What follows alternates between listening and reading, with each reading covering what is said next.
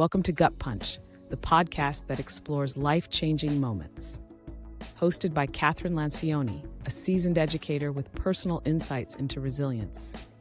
Kathryn shares how life can change in an instant, shaping our path forward. Each episode features inspiring guests who face their own gut punch moments. Guests share their journeys through loss, upheaval, and triumph. What to expect: honest conversations, lessons in resilience, inspiration for growth. Join Kathryn as she highlights courage and perseverance in every story. Gut Punch is a reminder that there is always a path forward. Be part of the conversation. Register now to join Kathryn for today's journey. Good afternoon, everyone, and welcome to another episode of Gut Punch. My name is Kathryn Lancioni, and I'll be your host for today's conversation. Today, we're joined by Maggie Rose Macar, the CEO and founder of Zant and No Pressure Networking. I've had the pleasure of knowing Maggie for several years now, but it's only recently that I've come to learn about her gut punch and many of the other crazy life experiences that she's been through. Maggie, thanks for joining us today. Kathryn, thank you so much for having me. I feel like every time we do something together, it's just another full circle moment of just supporting each other and being a part of this journey. And I'm just so happy to be here. Oh, I appreciate that. I really do. So, Mags, let's just start from the beginning. If you could talk to us, and you've had an amazing career being the founder of Zant, the founder of NPN, but it hasn't always been, sort of roses and cherries for you. Like there have been lots of ups and downs over the years. If you could take us sort of on your journey, give us a little bit of your backstory, and then tell us about your gut punch. I think that's a great place to start. Yeah. Oh my goodness. Well, quite a way to start for sure. So, for those who are not familiar with my story, I never wanted to be an entrepreneur. I never thought I would be an entrepreneur. Graduated high school a year early. That in itself was already an uphill climb, and went to college early, wanted to be a lawyer. And at the same time was struggling tremendously personally with, now I can look back and say that it was definitely depression and a lot of different things in my life. I didn't have my family in my life at the time. Very isolating time in my life. And then I lost a very close friend of mine. And when I lost him, I went through this period of trying to understand grief and denial and going through this process again, all by myself, not having the financial means to just get up and hire somebody to help me. So I went to Psychology Today, and very long story short, I had a therapist who took a chance on me for $10 a session. It did not happen right away. It was a long road to finding that person. And I like to say today that, therapy actually helped take my pain and turn it into passion. But coaching along the journey has helped me take that passion and really do something with it. Flash forward years later, COVID hit. There had to be a way to connect altruistic professionals like the one I worked with young people in need. We started as a telehealth-based mobile app. Since then, we've made a couple pivots.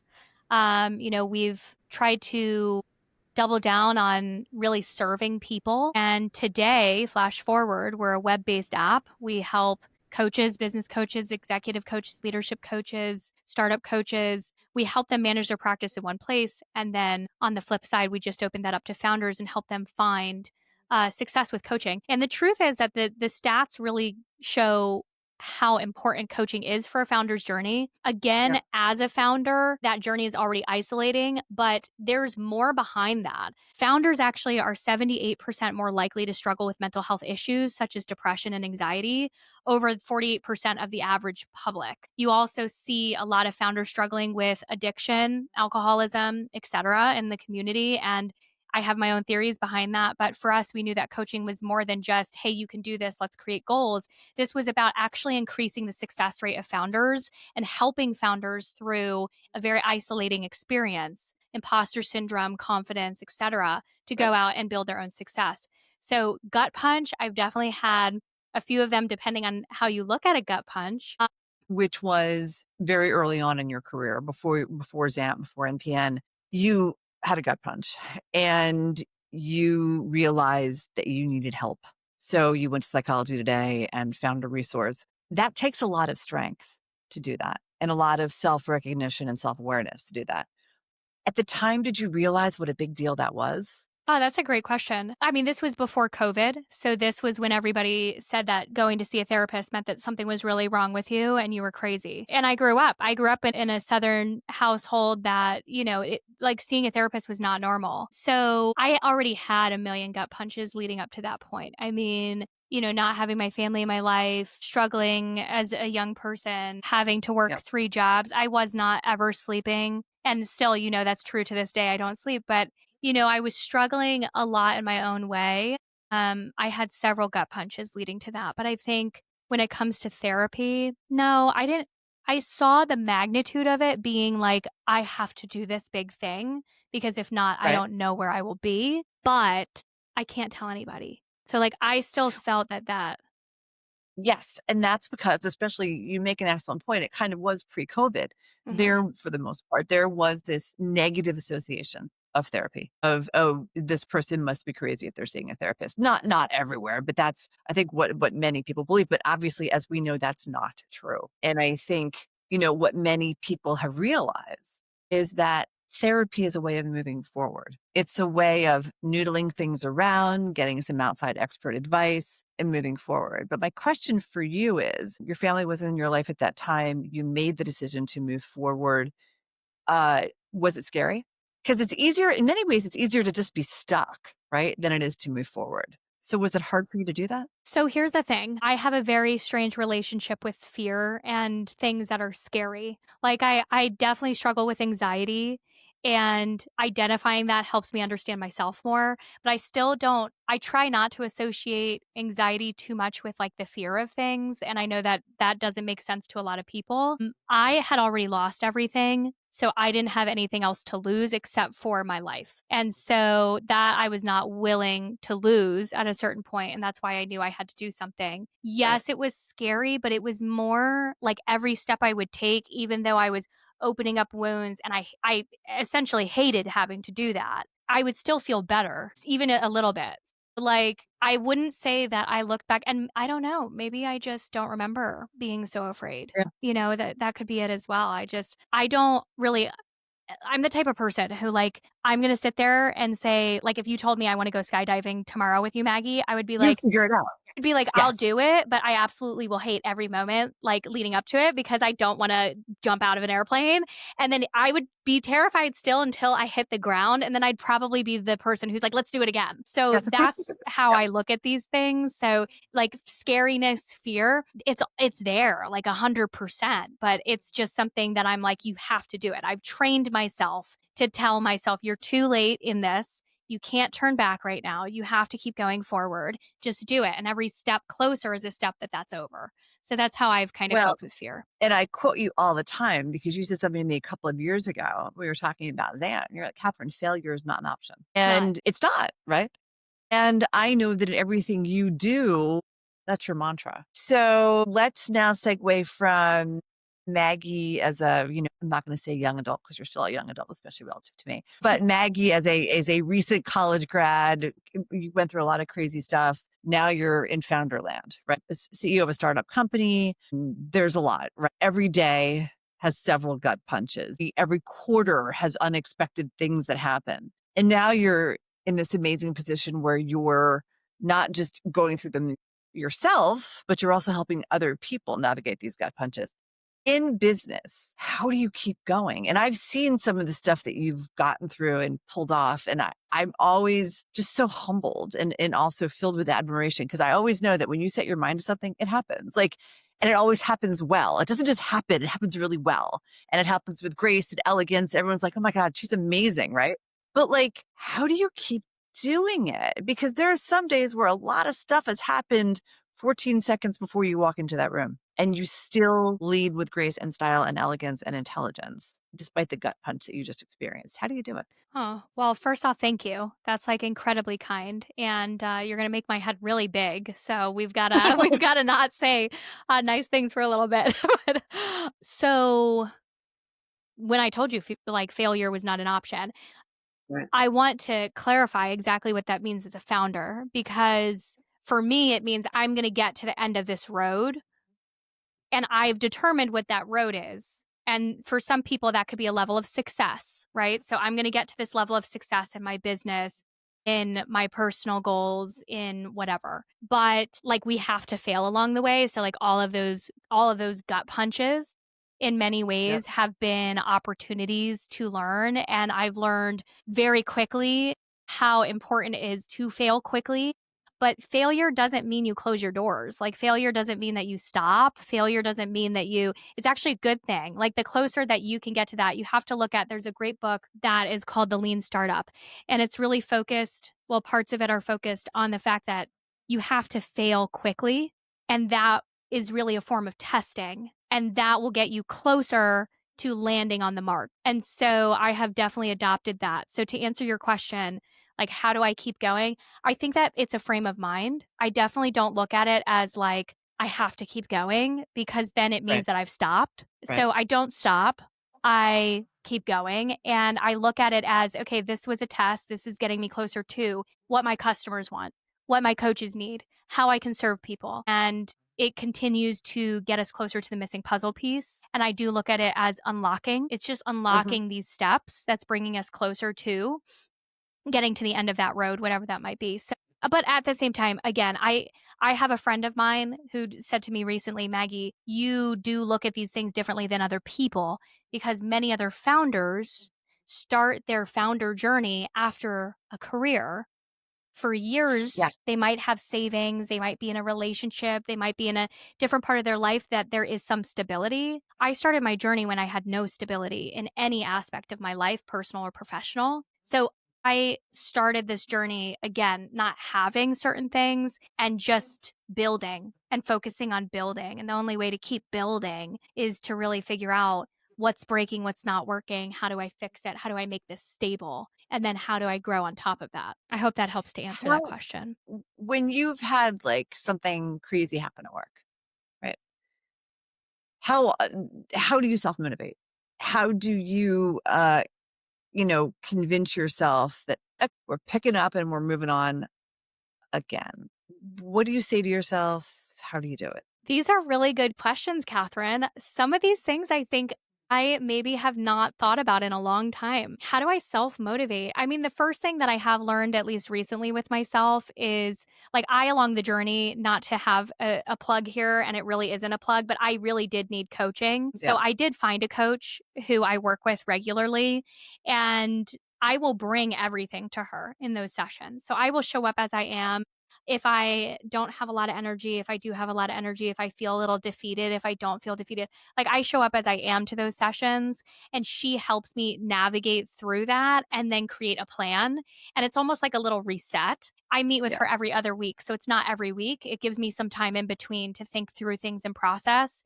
And I do believe that that has helped me tremendously. So coaching and having that accountability and then saying, let's just reset, refocus, and then go straight ahead and see what happens.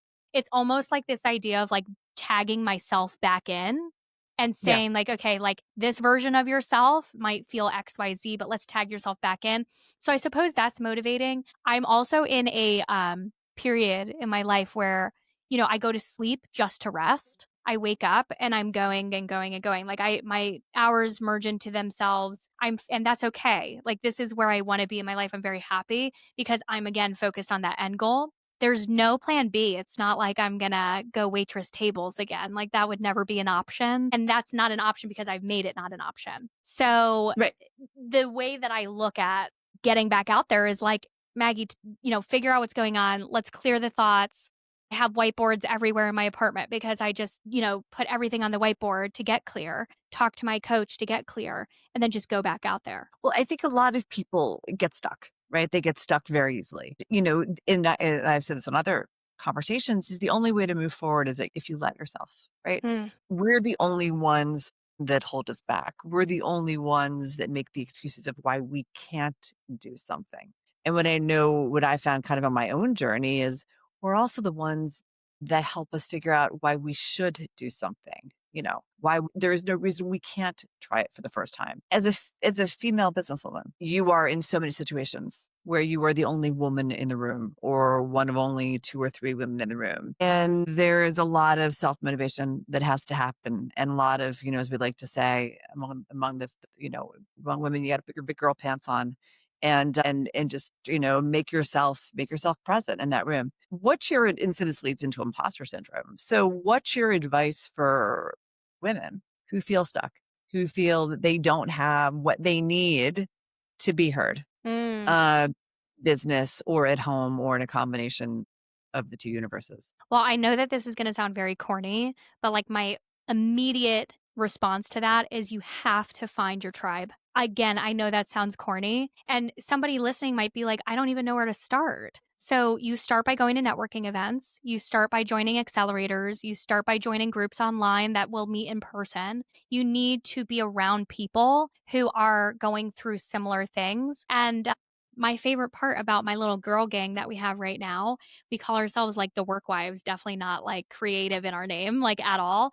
But what I love about our little group is that we all have businesses that are uniquely different, but we're all creatives because we're all founders. So many times we will be sitting together just talking about life, updating each other on things. And we're brainstorming together. We're supporting each other. If you feel stuck and you're, let's say, in like our little group, well, we're going to get you unstuck very quickly because all of us are going to take our resources together and figure out how to support each other and think about solutions. And it's about finding a group of people who have had those gut punches and have learned from them and then aren't afraid to share those resources with one another. Like the first response is immediately find your tribe, and that's going to come natural too when you're in those rooms. Like you're going to mesh with certain people, and then you're going to grab coffee or drinks or lunch, and you're going to get to know each other and figure out how to support each other. That's number one, 100%. I mean, the second thing I would say is I'm a big fan of like if I feel stuck or like burnt out or something of that nature, I tear everything down on paper and then build it back up. So I almost work backwards. So I'll put down on paper, like, what is the current process? What's our funnels? Where are our sales at? Like what's the structure of the business? Then I go backwards and I say, if I was building it all today again, how would I do it differently? And then sometimes I do research. Sometimes I look at other models. Sometimes I look at other companies. I listen to a podcast. I try to figure out how would I rebuild this, because there might be something in that process that needs to be changed or adapted. But again, I definitely would say like build your tribe, because you also want to go to your tribe with those kind of things and see what kind of Right. feedback you get. So talk to me about a gut punch in business that you've had, and one that was visceral for many reasons. And Well, how'd you get out of it? oh I my mean, because goodness. again, like, I've seen the miraculous stuff that you've done, nothing short of extraordinary, really. But, there are things that happen to all of us in business that will just get you at the core. And you can't always, especially as a founder, you can't necessarily let the world know that it hit you as hard as it did, but it does. And I mean, I had a situation like that a couple of years ago, work related, and it was just beyond. I mean, it was so horrible I couldn't talk about it, right? And then over time was able to, because of what had happened. But what I realized was two things. First of all, my ego was hurt because of the way that it turned out. And second, I was sad because it involved a job that I loved, that I had to walk away from. And it was the best decision I ever made, but it was also one of the hardest decisions I've ever made. And it's still to this day, there are times where I'm like, God, was that the right thing to do? But I did it, and I've learned from it, and I'm glad and I'm proud that I made that decision. So for you, what are one of those experiences for you? Well, several came to my mind. However, the one that I think I want to share is when we basically took 2 steps back to go 10 steps forward. That was like a massive gut punch. With Zant, this is. Yes, with Zant. So we had started working with first off, we had an incredible investor who joined us. And that investor brought in his team to build out basically the vision that had been existing in my mind for years. He looked at our mobile app at the time, heard what I was saying was the vision, and was like, I got to bring my team in to help you with this. So he brought his team in, and they spent weeks doing sprints with us to basically design the version of the app that you see today, very clean. There was a lot of research behind colors. They were professionals. They spent years at Disney and Hulu doing UI UX for so many different products. And so it was this massive, exciting thing to bring them in. They came in, they did a great job, and the goal was to then hand off those designs to a engineering agency, or at the time we were looking at offshore development teams. So we ended up actually choosing an offshore development team to work with. Things were seeming to go very well. We had a deal with them where we would do part equity and then part cash. And with the cash, we do half up front, half at the end. So we gave them half up front, which was, pretty sizable investment. And they started, and there were constant delays and issues. We only saw a little bit of what they had completed in the project. It looked good. We had several people vet them before we started working with them. So again, this is like, I trusted the people who vetted them, and they didn't do anything wrong in that vetting process. But along the way, we eventually found out that they breached our contract, hired contractors. Those contractors wanted more money.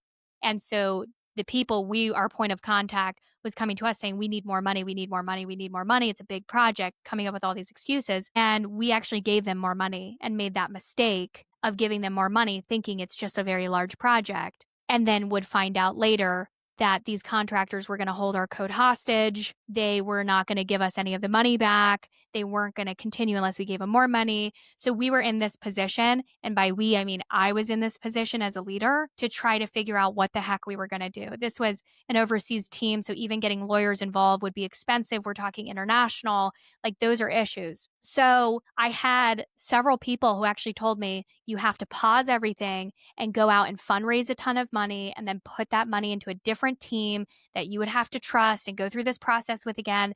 And in my mind, I thought, well, that scrappiness of like when I first started, well, could I find maybe a local US-based engineering team or developer who would just do the foundation of the project while we go raise some money, revisit our cycles, figure out what we really want to do here, and then go from there. And I brought it to several people, and they were like, no, you can't do that. You can't trust it. Well, of course, for me, I was like, it's my only option. And again, it's my option. And I got to tell you, we actually built the MVP of our current web app for $10K by going this route, and then decided to expand the internships that we had and include software engineering internships, worked with NYU, worked with Columbia grads, worked with students who are in their master's programs, and said, come in and help be a part of this and grow with the team, and let's see what's possible. And we just looked at it like, we're going to do our best. We're going to see what we can do.